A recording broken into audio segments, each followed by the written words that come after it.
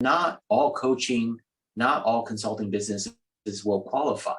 And this is going back to our qualifying E-2 model of evaluation framework. Is this business a job creating business? Is this business realistically able to generate substantial income? Does this business have substantial investment spending?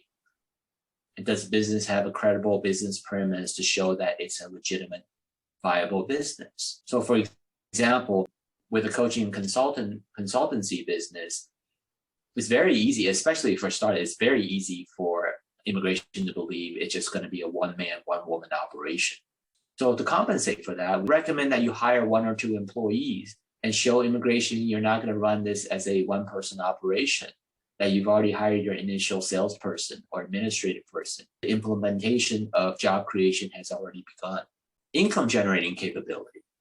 We have to show that the consultancy or the coaching business has the realistic capability of acquiring customers. So instead of just presenting a business plan, claiming the ability to generate all these revenues, all these customers, from the immigration officials' point of view, that may not be believable, credible, because there's nothing concrete, tangible, substantial to validate it. So we would advise client to implement the marketing strategies.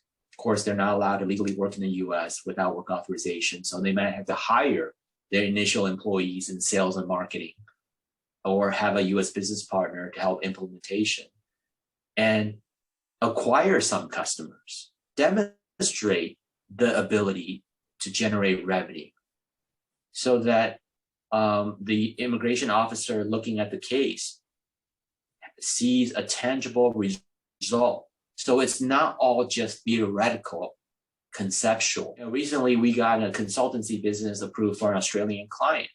It was an IT consultancy. In his home country, he operated as a one-man operation. My feedback was, we can't allow the immigration officer to believe that you're going to run this business the way you've been running it in your home country as a one-man operation.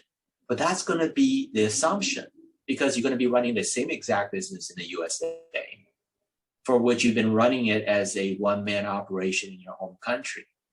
So to compensate, our client hired his initial US employee doing technical IT services. In addition, he was able to secure 3 customer contracts. Now, the contracts haven't been implemented yet, because he wanted to wait until he got the E-2 visa to come here so he can supervise those projects. And we submitted those contracts in the E-2 application, as well as the initial employee hiring.